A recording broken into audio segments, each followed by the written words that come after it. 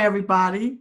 Welcome to the Truth Will Set You Free show. I'm your host, Linda Diane Wattley, and I am part of TLBTV in the Liberty Beacon Project. And I have one of my favorite guests, Celeta McCall. Hi, everyone. And she always introduces herself very well. Tell us about you, Celeta. All right. Everybody should know me by now. I've been on here. My name is Celeta McCall. I am the owner and operator of Universal Collective Network Radio 24/7. I'm on Facebook 5 days a week. I try to make it 5 days a week if I'm not too busy, from 8 to most time 9:30. And we talk about all kinds of information and issues and politics and social injustice. We talk about everything on our show. And we also have guests that come in with their expertise on subject matters, such as utility, energy, injustices. People tell their stories because that's the whole purpose of Universal Collective Network, is giving people a platform to tell their stories that are not told in the mainstream media. And I am so happy to be here with Miss Wattley. She is such a good thing for me and to me. She keeps me inspired to keep doing what I do. That's it. And what are you thankful for today? Oh, yes. What am I thankful for? I am thankful for Miss Wattley, and I'm going to always probably try to say that at all times when I come here. I'm thankful that I have the wherewithal to be able to do what I do. And I know this is my gift that God has given me, to be able to inform and advise people. So my issue is sometimes I don't recognize that gift and I don't cherish it at times. And I'm learning how to do that now, little by little. That's beautiful too, because that is something especially women tend to take lightly. That's right. So right. So don't think of it as something very important. You know, we just go through life helping and doing and helping and doing, and we don't see that that's that light that we've been given. That's beautiful. And I am thankful today because finally, after all these years of writing books and putting them in the hands of other publishers, I self-published my own book. Yeah. And the thing about it, what I like about it is I actually love that book. Now, which book is that? PTSD to Freedom. No More War Within. So when are we going to get you on my show and talk your book? Soon. Okay. All right. It's my baby. I am so thankful for it because for a long time, I just didn't feel like I had it in me to do it. Well, I've always self-published all my books. And I always felt like, let them do it. But it's like, finally. And it just came out so wonderful. Wonderful. And I did it with William Sumner. Okay. Author with William Sumner. Okay. He's a veteran. Wow. And I interviewed him one time on my show, and we really liked our concept and what we believe about PTSD, and we decided to bring the male and female combination together. That's awesome. And I just feel so thankful for that. Wow. And I'm thankful for health. I'm always thankful for the health of myself and others. When I see my mom at the age of 80 not have a handicap sticker, yeah, you're blessed. That's a blessing. Yeah. When God blessed me to be the mother of 2 sons, and they feel like they think they're my parents. Yeah, they do. Oh, yes, they do. Yes. Yeah. Yes. And that's a blessing because actually they are the best of parenting. For where I came from and the journey. So I can say my mom picked it up. She came back and got me. So I can't take that from her. I love her. Just love her to the moon. Just blessed. Yes, yes, But yes.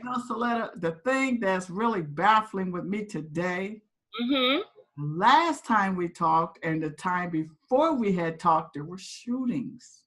Yes, yes, yes, yes, yes. And I mean, we don't just talk all the time, That's right. but when we do, there are shootings. Yeah, that is so weird. You are so true on that. My God. Mm-hmm. Every time we do a show, it's always something where there has been a shooting.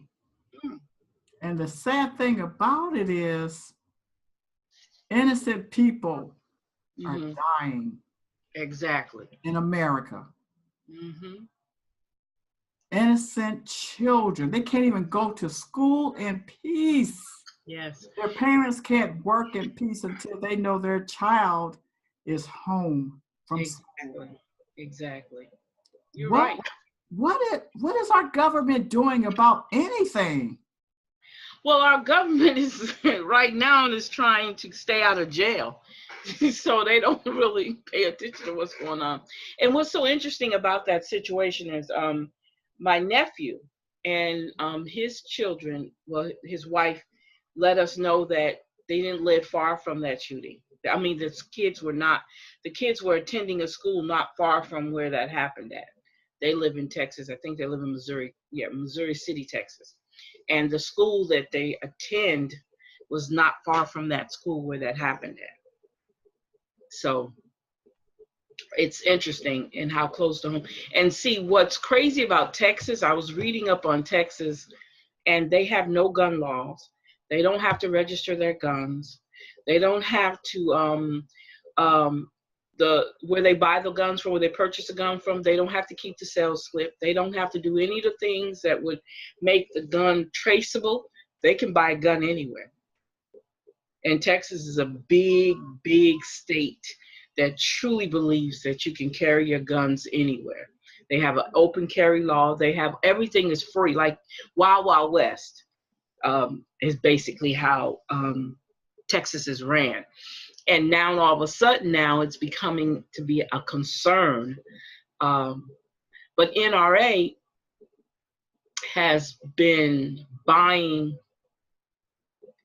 um, the representatives, the legislative, for years, ever since what 1998, 1988, I think it said. The NRA has been a big advocate in spending money on campaigns and lobbyists to make sure that the gun laws stay like they are. Um, and because of that, this is what we're going to get, and we might get more. Because the crazy thing is that the guns are being put in the hands of children, not grown-ups.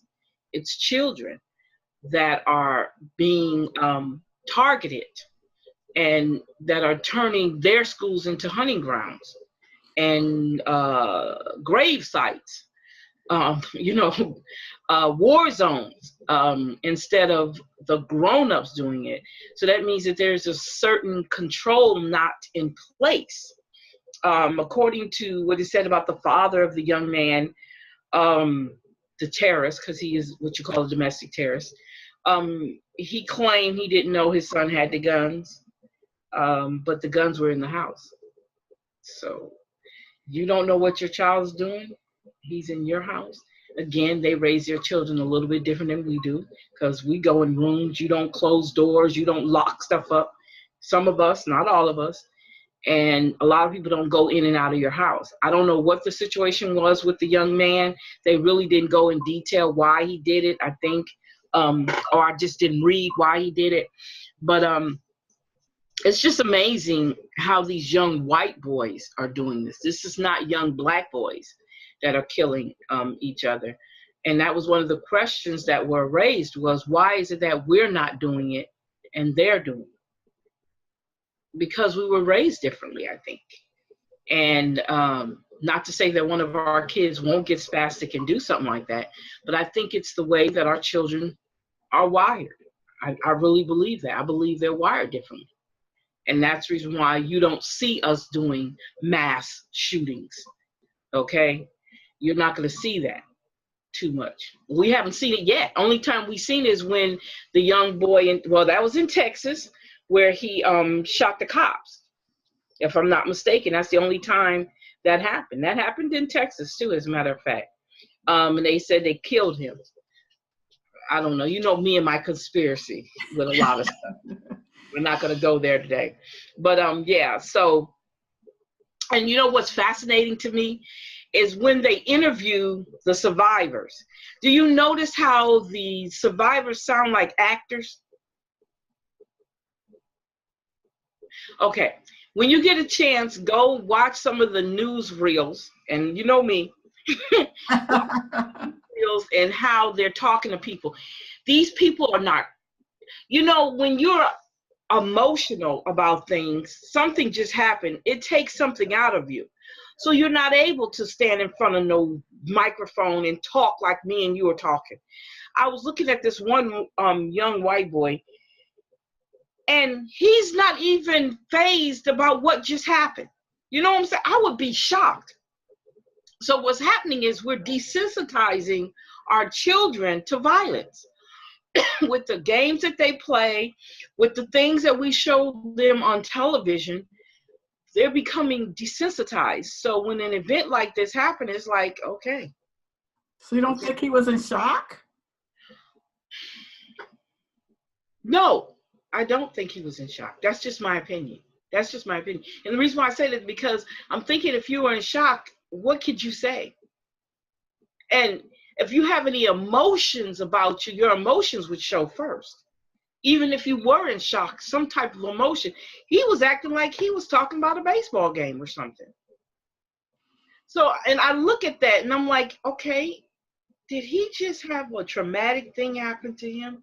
Now, those kids are going to be suffering from a whole different PTSD. Okay? And what do you mean by that, a whole different PTSD? When I say a whole different PTSD, because our PTSDs are different. All of them are different. They all traumatic, but they all affect us differently. And the actions that created the trauma is different. That's why I said they will feel a different type of PTSD. They won't feel the type of PTSD that we felt. They'll feel another one. They'll feel the idea that they saw somebody get shot at, or they were in an area or situation where somebody did get shot. So their PTSD is different. That's all I'm saying. It's not, PTSD is PTSD, but the trauma behind the PTSD, what created the PTSD is different. That's all. Paranoia, it's almost like you're saying a paranoia is it's gonna be a little bit different. But again, are they desensitized to their PTSD? Are they going to be able to recognize it? Is someone going to tell them, hey, you know why you're having those nightmares? You know why you can't sleep? Or you know why you jump every time you hear a loud noise? Think about that. I just watch, when you get a chance, watch the reactions of some of the people who are being interviewed, some of the students that are being interviewed. And then me and you will talk about that, and you'll see if you see what I see. I'll put to you like that. That's how I have. Well, once you mentioned it, I kind of see where it was emotionless, but it seemed like to me that you saw shock. Well, I didn't realize how much time had passed. I didn't realize if they were emotional people or know how to react to trauma. And that's something we don't know. That's right. We don't know that. But if you notice, all of them act the same way. Just look at past shootings.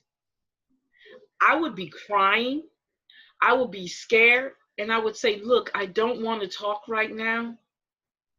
I just don't feel the need to be in front of a camera at this moment. You understand what I'm saying?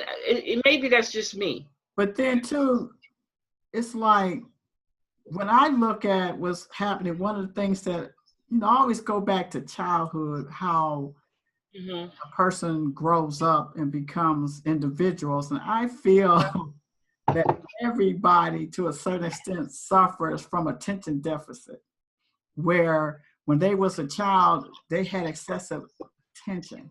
Okay. And it's almost like people find opportunities with the media to get attention. It's like they're like starving for it, even if it means through trauma just to get that attention, because okay, that's a great point. Great point. And they don't care if it's positive, negative, because they even say that with children. They'll take a spanking just to get their mother's attention or their father's attention. But that is a great point. And a lot of times people, when they have children, and then they have more than 2, 3, 4, 5, or whatever, the tension changes, it shifts, but it's an addiction that they have acquired that people don't acknowledge in life. And I think, to me, that's one of the most critical things that a lot of people miss, that life is very addictive in the strangest and uniquest ways, but people don't acknowledge that when they was a child, they was like a celebrity for a long time to their parents and their family members, fresh off the press, and then all of a sudden, it started fading away. But that doesn't mean that they don't want or need it, because now you have grown people, like I said, they're not weighing in on positive or negative. They just want the attention. Like even this guy, because I was reading a little bit about that, he was saying certain people he didn't kill because he wanted them to be able to tell his story. That sounds like that guy from Columbine, I think, made that comment. Well, and then too, like I say, even the people that are selected to speak, that's their opportunity for attention. Yeah, 15 minutes of fame is what it's called. And you know what? It's not just when people are shot at school or in large groups like that. People go to funerals. When they have death in the family, they're looking for people to come to them and embrace them. And it's like, give me more, give me more. You know, yeah, I'm suffering. Give me more, give me more. This is my lying moment. If I don't use this up, you know, I'm not going to get the attention that that this brings. I gotta milk it for what it's worth. That's right, what it's worth. That attention thing can cause some damage. What Trump does for attention. Yeah, for attention. That's he don't care if he look like a fool. Don't bother him. Don't mean nothing to him because he's getting what he wants. That's right. You're so right. And the average person in denial of the fact that attention is a big part of their fulfillment. That's right. And you know, like I'm looking at this Texas shooting at that school. This is a little different. Their approach towards this one is a little different. They're looking more towards criminal instead of mental. Exactly. Usually they jump mental. Yep. But this time around, they see he done laid it out for them. Don't put that mental stuff on me. He pretty much telling them. Like, I'm not crazy. Did you see how they laid out his clothes, his coat, all the patches he had on? You know, a lot of it was actually evil. Well, see, I mean, literally evil. Okay, we talked about evil. But I'm just saying this one is a little different because he's telling people what he was into just by looking at what he wore. But so did the guy from Charleston. He did the same thing. And people try to play this mental thing. No, he's just evil. We said that. Some people are just purely evil. And they get off on people suffering. Yes.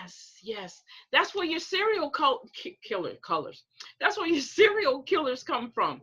Pure evil. Demon children. We call demon children. We have to understand this.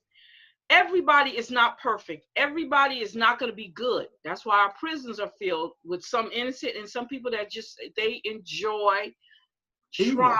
They enjoy inflicting suffering on people. Inflicting suffering on people. So you have to take that for what it is. We can't always say being evil is sick. And that's what we do. We find ourselves putting evil and sick together. And sometimes, no, mental nothing. They're just pure evil. Right. And a lot of them walk this earth. Well, see, just like I be trying to tell people, you know, like the Bible. Mm-hmm. That Bible is showing you what humanity is all about. Mm-hmm. Okay, in the book of Genesis. Okay. We had two brothers. Mm-hmm. One Cain. Mm-hmm. And to me, I look at the world like you got the Cain spirit and you got the Abel spirit. Mm-hmm. And it's like it don't take long for you to see which spirit people are living in. That's right. You're right. And then you have a choice, you know, like they made the choice through Jesus Christ per se. That's how either spirit can be, you know, revamped. Devil, you know, Jesus, or you can be persuaded or guided into, but you start out with either or. And so like I was saying, these people are literally killing people like they're not valued. So value in them. It's to me, it don't have to do with your mental. I think it's the spiritual part of a person. Yeah, I think I'm with you on that spirituality, because you got to remember now there also in the Bible they talk about the seed of the seed of the seed of the seed, and evil. The seed of the seed. When I say that, I mean I shouldn't have said it like that. I meant to say the sins of your forefathers, your parents, the sin, and that sin could be that evil. And they said visits upon the children. That's right. That's right. Because if you try to bring a logic to all these innocent people being murdered by a human being, it's not like the zoo broke loose and all these animals coming after human beings. No. Exactly. These are human beings. And the thing that's kind of sad about it, most of them are young. Yeah. They're young. Generation that we're in now. They're young. I think it has been more killings in this generation than it was in the last generation. I mean, it's like terrorists be like, hey, we don't even have to bother the United States. They've taken care of that for us. They have their own issues within their own. And see, to me, that would be a cause for me to want to stop the killings, to be involved in, and to find ways to make sure these kids are being taken care of so that they won't do this. But like I said before, then people are just pure to evil. How do you recognize a person who's pure to evil? You can't. But in the meantime, make the laws that cover the weapons that they use, make the laws stricter so they can't do what they're doing. So if they want to go ahead and display or act out their evilness, they'll do it in another way. You see what I'm saying? Right. But no, we don't have laws, we don't have laws in place that will actually stop this. And that's the reason why it's been able to happen. It's not, we want to say, well, somebody slipped through the cracks. No, not necessarily. No, it's not necessarily they slip through the cracks. This is supposed to happen. Sometimes things are supposed to happen to wake up some other part, or just that people, the right person came into play with their evilness and was able to do it. Now, another thing, I'm going to go here. There is a backstory to a certain extent, don't know if it's true or not, that these people are being chosen to do what they're doing. Did you hear what I just said? Yes. Okay. Just want to throw that out there to you. That's why I made the comment about the reaction some of these people are having to getting on, like you said, is an attention thing. That's understood, but it has been proven that some of these same people in some of these traumatic tragedies, they're being seen in other ones. Did you know that too? Really? Yes, there's a couple of young ladies that was in the Sandy Hook thing, also was in the other shooting. There's also a picture. Remember the nightclub, the Florida nightclub? Okay. There's some video that states that instead of people was walking toward, no, let me say this again. They were walking toward the incident before the incident happened. That means they had people on stretchers. They had the whole 9 yards, like they were walking to a movie set. There's a video. I don't know if that video is still on YouTube, but it's out there. So, I heard somebody say, oh, you get all your facts from YouTube. No, baby. No, you don't understand that.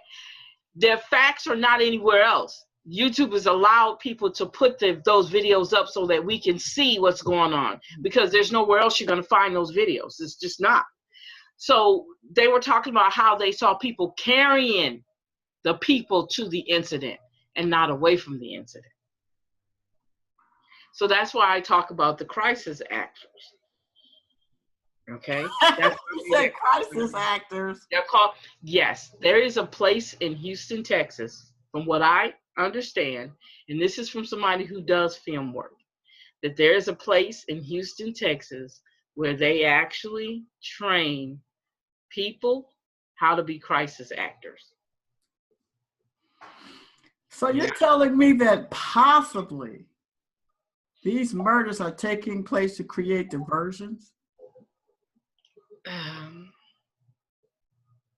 Yes, could be. Because look at around the timeline when most of these incidents happen. If you want to, it's not something you have to do, but just research around the timeline when all these from Sandy Hook on back. Now, people got upset and said that people were lying about Sandy Hook, but it was too many facts that were in place to say. Now, at the same time, they was doing a drill. They were doing drilling exercises. What they call those type of exercises that the military and the cops do together, preparing for if a world disaster happens or something. Well, they were having something like done that week when Sandy Hook took place. Wow. Yeah, so that's what you do. You look around the areas, what's going on, what type of exercises are they doing, what kind of experiments and stuff they're doing around in that area. And that's what was said about Sandy Hook. That's why everybody got upset. But they were practicing a natural disaster or something in that same town. And that's why they believe that was not true. But it was people from Sandy Hook that was also in other films, that was in other tragedies. Okay. They even had, was it Sandy Hook? I think it was Sandy Hook, where they had this young girl. She had a Facebook page and she was supposed to be dead. They had put the Facebook page out, the GoFundMe page out before the incident even happened. Those are the things that were happening. They were talking about the father of one of the little kids who died, on YouTube again, how they were smiling before they went on the video to talk about it, in front of the news. Like everything was orchestrated. And all this is out there. It's not hidden, but people get offended and get upset about it. Well, we're just showing you what's true. I mean, if he's smiling and laughing before he going on air and he makes these comments that don't sound like a grieving father, come on. Yeah, they had a GoFundMe account already set up before Sandy Hook even took place. It was one of those little girls. And the same little girl had met President Obama, had went and visited the White House. Really? I think it was either before or after the situation happened. One of the little girls had went and met with Obama. So I'm just saying, you don't have to believe me. I just want y'all to do your own research to realize that America is an open stage and everybody plays a part. No doubt about that. But when I look at this, is like becoming an epidemic of killing these kids. Mm-hmm. Yeah. Why would you go after the kids? Right. Why is it so fascinating that you have to kill kids? Why? Mm-hmm. That's something to think about.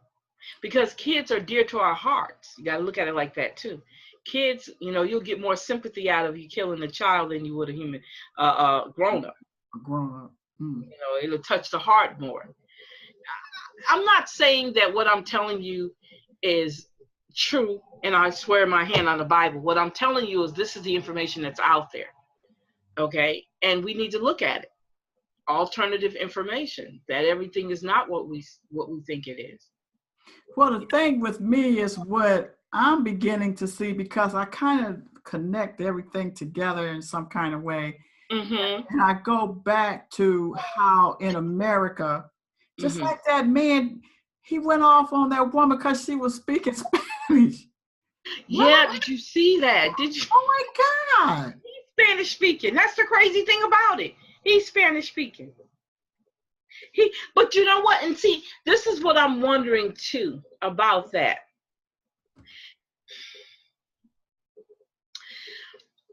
I'm thinking that is something mental. I'm seeing that those type of outbursts are something mental. That's what I'm saying. What my point is, I just used that for an example. Now I can see that being But something. just like what they're doing now, you can't go sit at the Waffle House. Mm-mm. You can't go have a cup of coffee or wait for your friends. It's like, what is all of this that's going on? And my thing is, at first it was like black and white, Mm-hmm.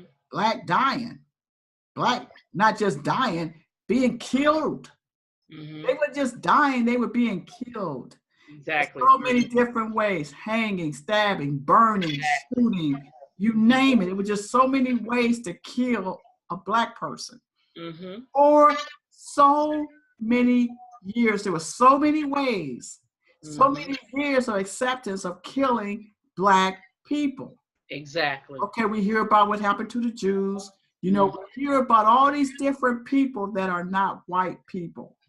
Mm-hmm. How their life is taken from them because they're different. Yeah. That's the only reason why their life is taken, is because they're different. Because their color, their skin, yeah. Okay, here we are, 2018.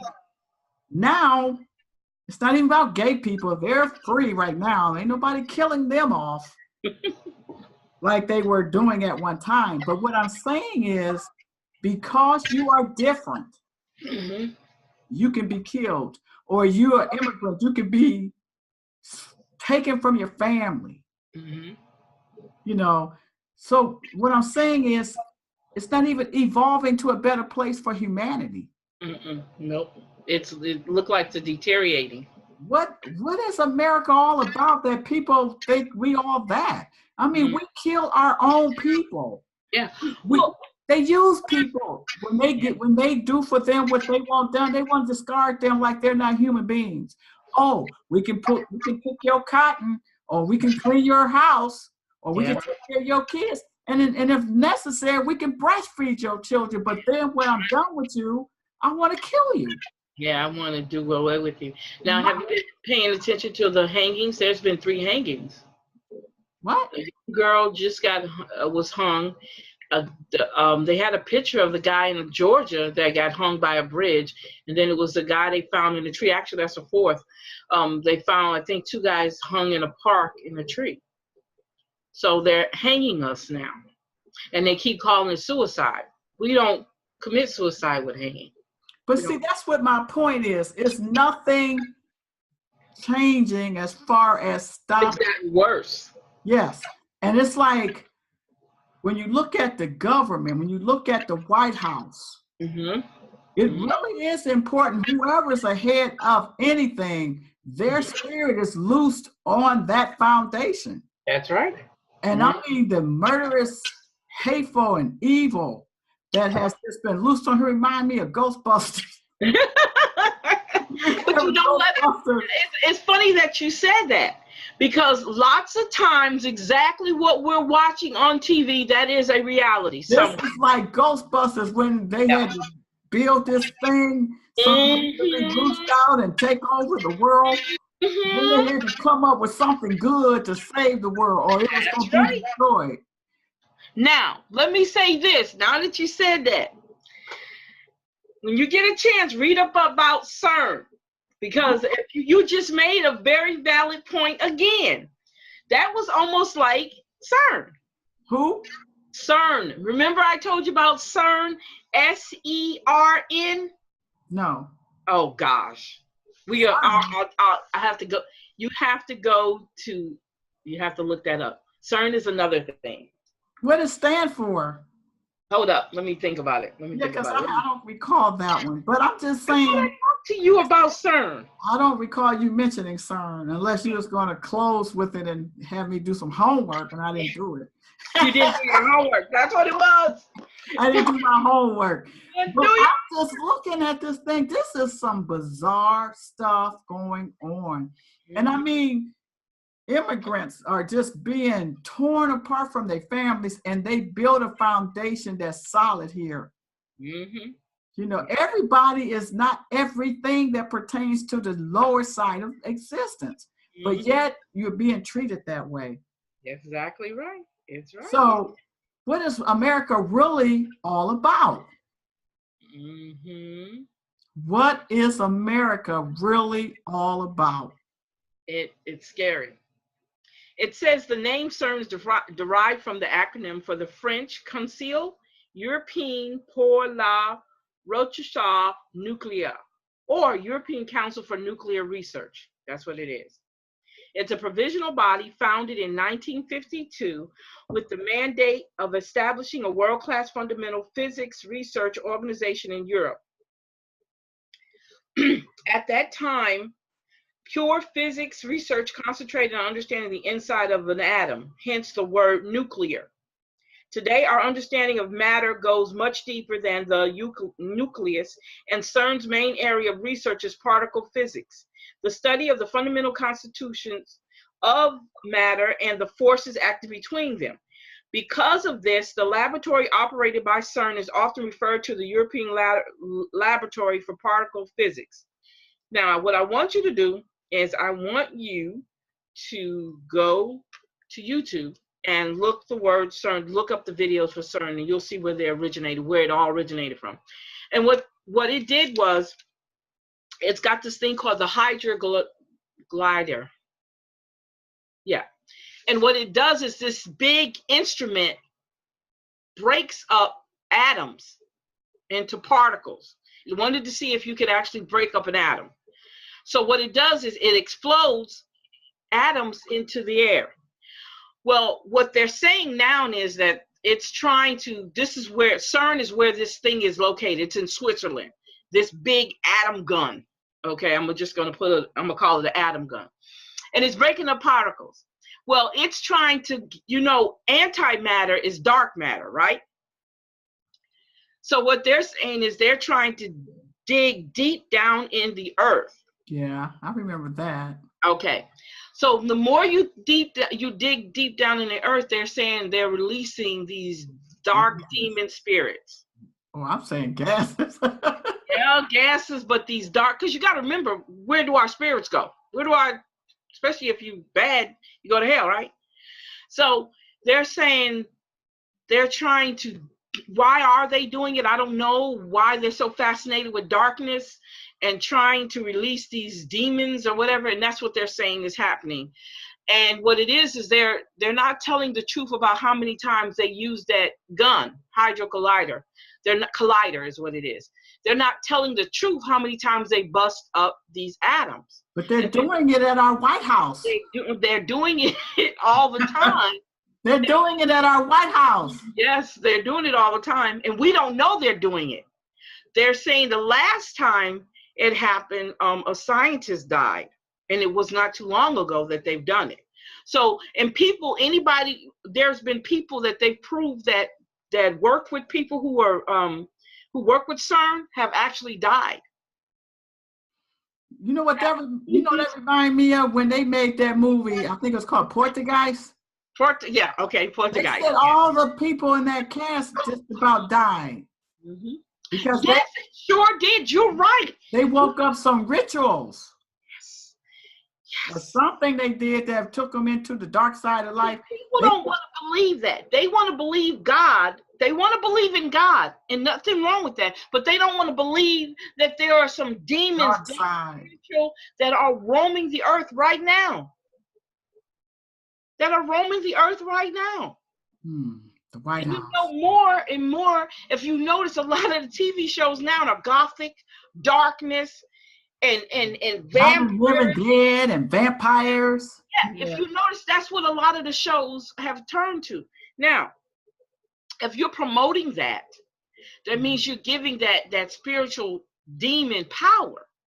The more and we become so used to it, we get upset if we can't see one of those shows. One is the American Horror Story. What's the other one? Walking Dead. Yeah. You know, people really have Walking Dead parties. I've actually the vampire movies too, and some people actually want people to bite them. Yes. yes, yes, yes. That's what the Wow. God life is about. Well, just like that shooter, he had on that black long cape coat. There you go. And he had stuff just, it's unbelievable how each one, they broke down the meaning of all the little patches on that coat he had on. Mm-hmm. I mean, why do they go so into detail about revealing what made that person that person? It doesn't solve the problem. No, and because they want you to picture that person in a different way. That person was just pure evil. They want you to find all these reasons why he did what he did when you just have to look at it. Pure evil. I'm telling you, while we're sitting here talking, somebody is doing something somewhere, conjuring up something. People don't believe in stuff like that, but I believe in it because I've witnessed some stuff. And one day we'll talk about it. Okay? We'll definitely make it be a great show. That it happened actually to me, and I didn't know it was there. We'll talk about that one day. But that's why I believe. Was that in Louisiana? No, actually, I wasn't in Louisiana at the time. I lived in Tennessee when this happened to me. It wasn't Louisiana, it was Tennessee. At the time, I was living in Tennessee. So believe me, this stuff is real. And we don't want to recognize it because we're blinded and we're told not to talk about it. Well, the reason why you don't want to talk about it, but it needs to be talked about because we need to look at things from a different angle. And we're not doing that. I mean, I can't understand how people don't see what's happening at the White House. I know, isn't that weird? That's the most mind-blowing thing. They're allowing somebody that they don't even really know what makes this man tick or click in his pursuit of global control. America don't mean anything to this man, and they trying to act like he care about America. How can they keep fooling themselves about it? He don't care about America. He create war in America while he take care of what he want to do in global areas. That's right. He's making decisions to set us up for the slaughter, and people are just letting it happen. Now, don't you think maybe it's supposed to happen? To bring on a change? It's horrible. I understand. And he might be the one. You know, they said Obama was Antichrist. Your Antichrist might be right in office right now. And them people are diehard fans and diehard supporters. He's killing us left and right. And if he keeps doing what he's doing, he's going to isolate us from our allies. And we're going to be by ourselves. And up for the slaughter. That's right. We'll be up for the slaughter. We will be the sacrificial lamb of the finish of the world.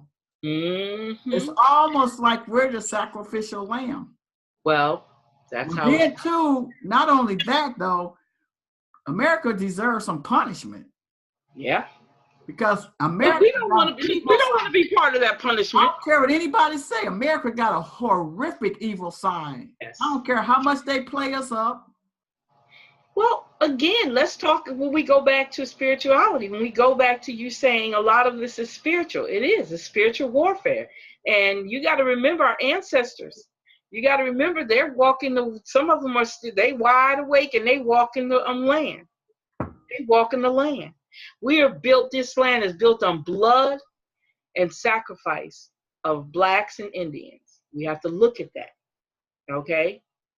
And even though, and this is metaphorically I'm saying this, we walk on blood all day long.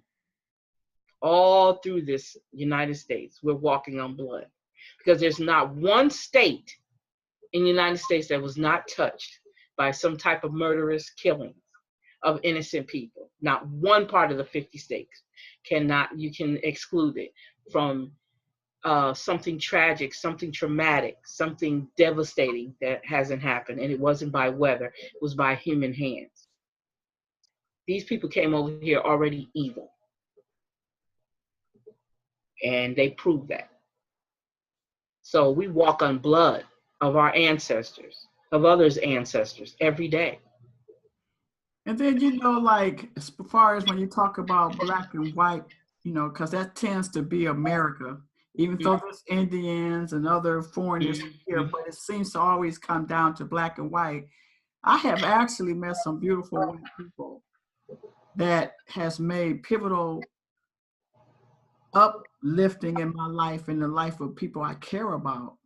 In contrast to meeting people that are Black that has done that as well, but it's like I have more of the other than I do of my own people that has been there for me and mine.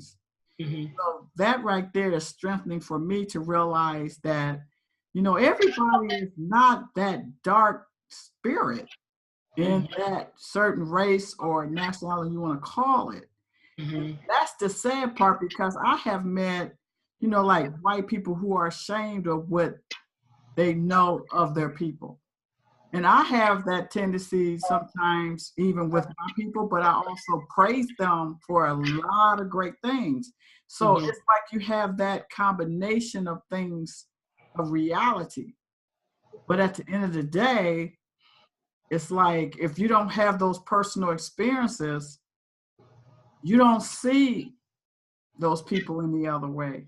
And they don't see you any other way. And I say to you about that, they won't forget their white privilege.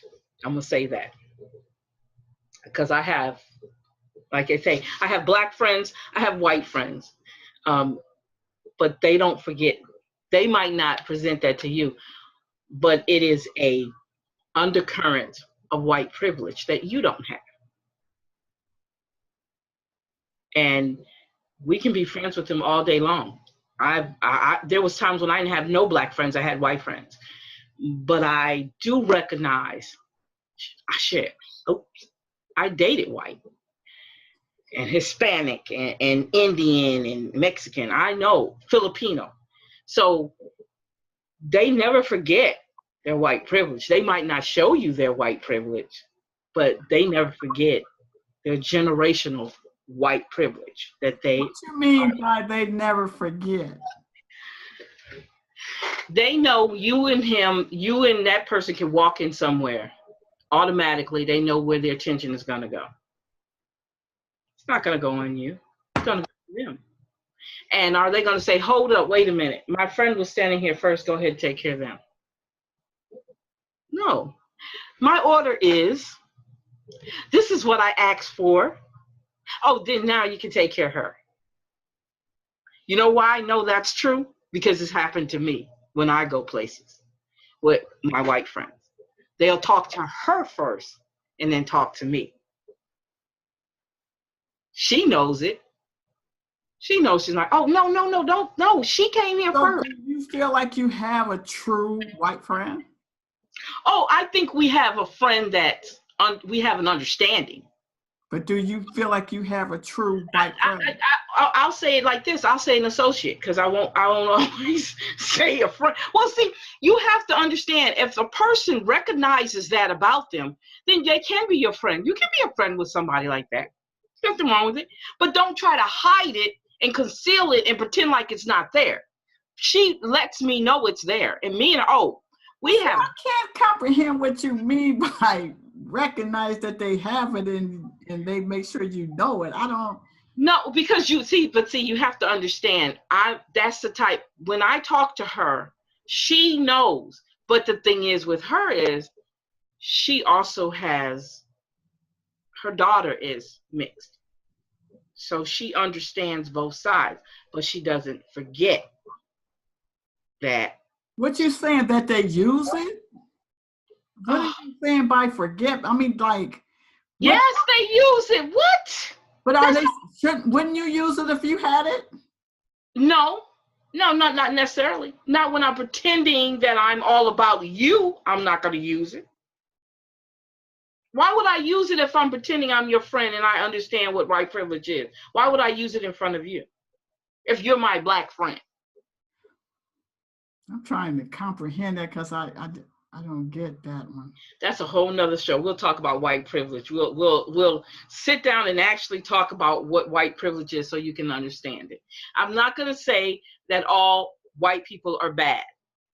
No, you never did say that, but I'm just saying that they they recognize it. Yes, they recognize they have privilege. They recognize it. Yes, they do. They know there's a difference. And see, that's why reason why I think I can't comprehend this, because people try to tell me because of the color of my skin that I had privileges that I didn't have no clue Well, of. yeah, because you know why? Because you're light-skinned. Yeah, but I had no clue of it. That you were light-skinned? That it was a privilege. Well, you need to go and do some research. But I'm just saying that's why I can't comprehend them using. But if you don't understand it, that's what you're saying. You don't understand it. So if you read about it, you'll get an understanding, because there is a difference. Again, and I use myself as a lot of examples because of all the different experiences I've had. As being the darker one in my family, definitely. I was called Blackie, Darkie, big nose, big lips, the whole 9 yards. And I knew there was a difference. I thought I was ugly. I always thought I was ugly. Nothing about anybody could tell me that I was pretty. I always thought I was ugly. And the only reason why I really, truly thought I was ugly was because I had a big nose, big lips, and I was dark-skinned, because that's what was told to me all the time. And I love my big nose. I would never change it. Mine's too. Yeah, I love my big nose. And I got my uncle's nose. And I would never change that. I mean, I learned, it took so long for me to look at myself in a whole different way. Really, it did. That I can love myself and feel good about loving myself. So, just relating back to what we was talking about, these shooters today, Mm-hmm. do you think that they realized they had privilege? Yes, of course they did. Their family is generational. They tell their children. Why do you don't believe that? No, I'm not. No, I'm going to understand. Oh, you're trying to understand? Yes, they knew they had privilege. Yes. What I'm trying to understand is, like you say, they recognize it and something happens with it, because I was told that. So I'm trying to figure out, because I didn't execute. So you're saying you didn't have everything easy? No. Okay. Well, you're an exception to the rule. Huh? And you're an exception to the rule. And sometimes you probably didn't recognize things were happening to you that was good, that it wouldn't have happened to me because of the color of my skin. You got to remember, you got to think of the timing you came up and the people that you were around during that time and how your life turned out. And see, we definitely have a couple of things to talk about next time we come back, Celeta. That's right. We do. Definitely. Definitely. Well, yeah. No, it's not. Don't get me wrong. It's not that I don't believe. I want to comprehend the mentality of it. Mm-hmm. You know what I mean? But nowadays is different, because now, to a certain extent, because I know here, light-skinned is still a big deal here. Now it's a little different because they all treat us like crap regardless. So it doesn't matter. Hey, look, if why you in trouble, period. Yeah, that's nothing new about that. I don't think anything else matters right now, because, like I said, the way these immigrants, their families are being destroyed. Mm-hmm. But see, another thing is, we do it to ourselves too. We do it to each other. We've made that happen. We've actually you take on the acting of your oppressor. It's called, that's what we do. We're taking on the way the oppressor treated us. They treated the darkies different than they treated the light people. What do? We grow up and we do the same thing. I favor my light-skinned grandchildren better than I favor my dark-skinned grandchildren. I favor my my light-skinned children over my dark-skinned children. We do that because we've taken on what they were taught in slavery, that the light-skinned stayed in the house and the dark-skinned stayed in the fields. So we've taken that on. Celeta. Yes. You are on the Truth Will Set You Free show. Give us a truth to remember you by. Okay, wow. Woo. This was a good show today. Believe in yourself, value yourself more than anybody else can value. Don't let anybody put a price tag on you. unless you have already valued that price yourself. Love it. And we definitely have to come back because you got me some serious homework to do. Yes, you do. CERN, you definitely look up CERN. I'm always willing to learn. And then look at white privilege. What does white privilege mean? Yeah. How to recognize your white privilege. That's a good title. Yeah, that's a good title. How do you recognize your white privilege? Yes, doctor. And then also go back in your history, and light-skinned versus dark-skinned, I think, is one of the articles, and you'll get a better understanding what that is. And you have to witness it, and you have to be part of it to know what it is. I'm gonna get off, but there's a experiment was done with dolls. I don't know if you've seen it with the little kid. I saw that. Do you understand that? Mm-hmm. Okay, so that's just what we just got through talking about. Yes, ma'am. Okay. Because even the white kids thought that the dark-skinned dolls were bad. See what I'm saying? So, all right. Thank you, guys. You know you have to come back because I'm going to do my homework. Yes, I want you to do your homework and then we'll talk about it. Just like a teacher. I appreciate you for coming back. Well, I'm glad I did come back, and I love talking with you and talking with your listening audience. I love your reservoir. Thank you. Thank you. Thank you. Thank you. Thank you. Take care. Okay, bye-bye.